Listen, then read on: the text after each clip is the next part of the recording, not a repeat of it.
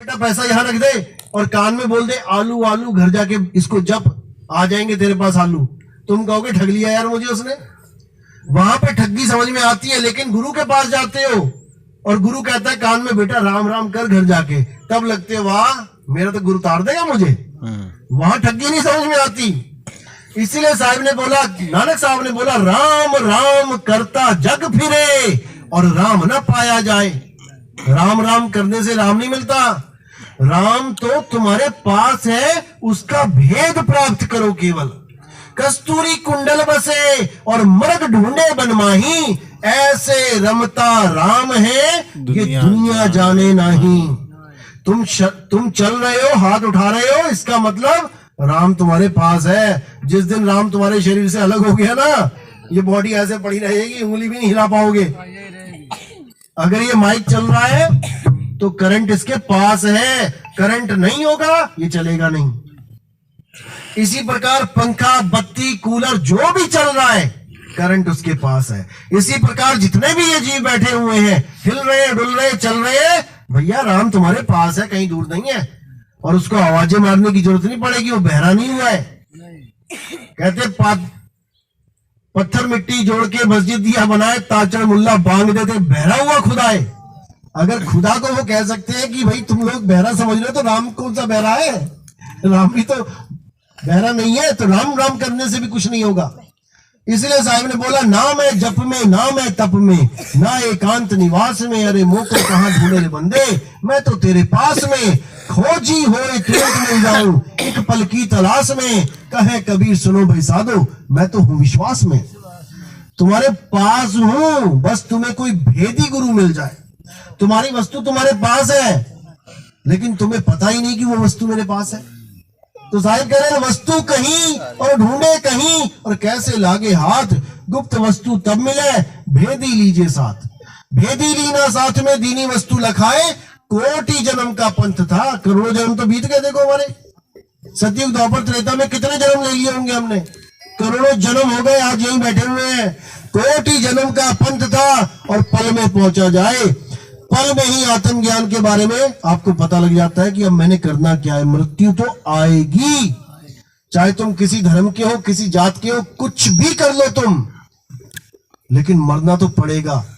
मरना पड़ेगा मतलब ये नहीं मर जाओगे, यानी शरीर छोड़ना पड़ेगा। अब तुमने केवल शरीर कैसे छोड़ना है ये ज्ञान समझ लो और निर्भय हो जाओ।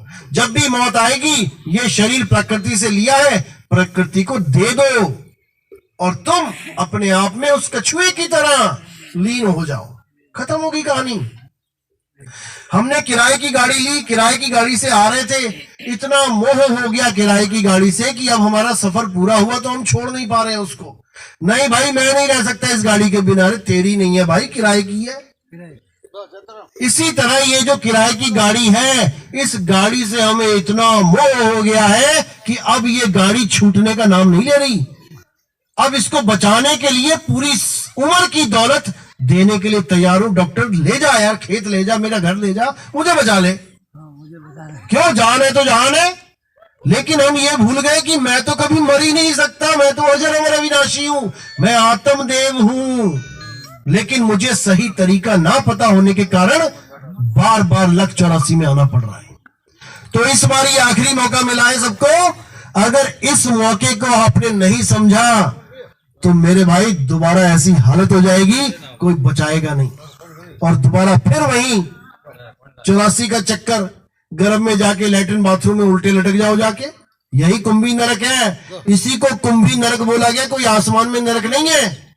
कुंभी यानी कि कुंभ, घड़े की तरह। जब माँ का पेट घड़े की तरह हो जाता है, उसमें बच्चा नरक में पड़ा होता है, उल्टा लटका होता है, अरदास करता है, हे परमात्मा मुझे बचाओ, तेरा नाम लूंगा, मुझे निकालो। सुखदेव मुनि था, 12 साल गर्भ में रहा, भक्ति करता रहा, कहता मैं नहीं निकलता बाहर। 12 साल नहीं निकला माँ के गर्भ से, ये गर्भ हो गया बड़ा। अब कर क्या रहा था वो, चौकड़ी मार के बैठ गया भक्ति करने के लिए। बैकुंठ तक पहुंच गया। और बैकुंठ जब पहुंच गया तो बैकुंठ वालों ने कहा भाई तू कहां आ गया यहाँ पे? कहते महाराज भक्ति करके आया मैं। कहते रहे बिना गुरु के भक्ति करके आया, चल निकल यहां से। गुरु धारण करके आ, तब यहाँ तुझे जगह मिलेगी। जब उसको ये समझ में आया कि बिना गुरु के नहीं पहुंच सकते यहाँ पे, तो बड़ा दुखी हुआ बेचारा, अब क्या करे। फिर भी अटका रहा, कहता नहीं निकलूंगा, बाहर निकलूंगा माया पकड़ लेगी 2 मिनट में। ब्रह्मा विष्णु महेश पहुंचे, कहते महाराज जी निकल जाओ, क्या हो गया। कहते पहले तुम अपनी त्रिगुणी माया 2 सेकंड के लिए रोक लो, तब निकलूंगा बाहर, नहीं तो मैं नहीं निकलता। पैर लगा के खड़ा हो गया ऐसे अंदर ही। अब उन्होंने वादा कर लिया कि ठीक है भाई 2 पल के लिए रोक लेंगे। जैसे ही 2 पल के लिए माया रुकी, वैसे ही छलांग मार के, जो नाड़ुआ होता है ना, क्या बोलते हैं आप लोग, एक वो पाइप होती है ना गर्म से, नाल, उसको तोड़ता हुआ भागा जंगल की तरफ। माँ कहती है अरे बेटा शक्ल तो दिखा दे। वो बाप कहता अरे बेटा दुष्मन, तो कहता कौन सा माँ कौन सी बेटा, अरे पागलों ही दुनिया ने पागल बना दिया इसने, माया ने। पता नहीं कितनी बार तुम्हारे बाप और माँ मैं हो लिया, और कितनी बार तुम मेरे माँ बाप हो लिए, छोड़ो इसको, भक्ति करो, निकलो यहां से। और भाग गया जंगल की तरफ। तो ऐसी है माया। और हमें लगता है कि बड़ा मजा आ रहा है जीने में। अरे पल पल तुम्हारे शरीर को खा रही है ये, एक एक दिन, एक एक घंटा, एक एक मिनट तुम मौत की तरफ बढ़ रहे हो, तुम्हें याद ही नहीं है कि मैं मरने वाला हूं। मौत को कैसे भूले बैठे हैं, और जब आती है तो लैट्रिन निकल जाती है। ये मत सोचना कि बड़ी हसीन है मौत। मौत हसीन उनके लिए है जिनको मरना आता है, जिनको नहीं आता है उनकी हालत खराब कर देती है। तो वो तो 12 साल के बाद चलो भाग गया, लेकिन भागने के बाद भी मुक्त नहीं हो पाया, क्योंकि गुरु नहीं मिला उसको। गुरु वो नहीं मिला जो चाहिए था। मंत्रों वाला गुरु धारण कर लिया, लेकिन आत्म ज्ञान वाला गुरु नहीं मिल पाया, इसलिए वापस घूम के आते रहेंगे। तो इसीलिए साहिब ने बोला है कि जब तक आत्मज्ञानी गुरु नहीं मिल गया। आत्मज्ञानी की पहचान क्या होती है, पहले तो वो मंत्रों से दूर कर देगा तुम्हें, एक मंत्र जपने के लिए नहीं देगा कि तुम सारी उम्र जपो इसको, छोड़ो। देगा तो छुड़वाने के लिए देगा। जो तुम पहले नाम लेके बैठे हुए किसी गुरु से, पता नहीं कौन कौन से नाम जप रहे, उन नामों को छुड़वाने के लिए एक अलग से नाम दे देगा कि बेटा उसको छोड़, इसको पकड़, थोड़े दिन इसको पकड़ के रख, ये भी छुड़वा देंगे। तो आत्मज्ञानी गुरु आपको जप तप व्रत इन सब से छुड़वा देगा। कोई हवन नहीं, कोई यज्ञ नहीं, कोई पूजा नहीं, कोई पाठ नहीं, छोड़ो इसको। केवल और केवल आत्मा में रमण करना है। अध्याय 3 गीता का 17वां श्लोक क्या कहता है, हे अर्जुन, इस दुनिया में बहुत से कार्य करने के लिए हैं धार्मिक।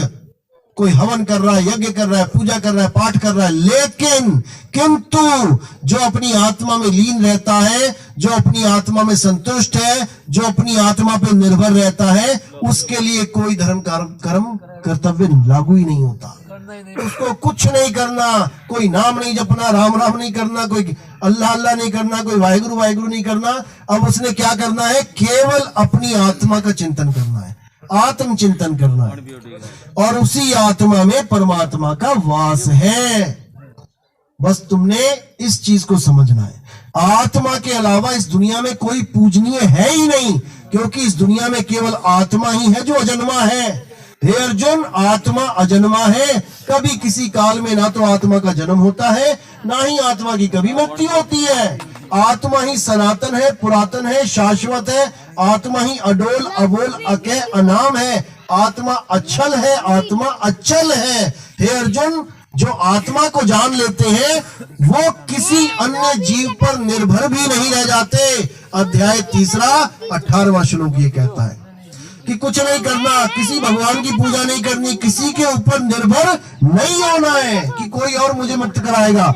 कछुआ किसी के ऊपर निर्भर नहीं होता है कि कोई मुझे बचाएगा। देखो हिरन को शेर ने पकड़ लिया, हिरन चीखता है, 2-4 हिरन आते हैं शेर के पास। देखो डिस्कवरी में माँ आ जाती है बच्चे को बचाने, लेकिन कुछ कर नहीं पाती, जाना पड़ता है।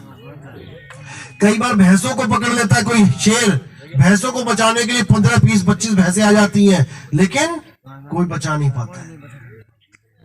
इसी प्रकार आप जब तक दूसरों से आस लगा के बैठोगे, आपको कोई बचाने वाला नहीं है, क्योंकि मृत्यु तो आएगी और तुमने अपना इंतजाम खुद करना है।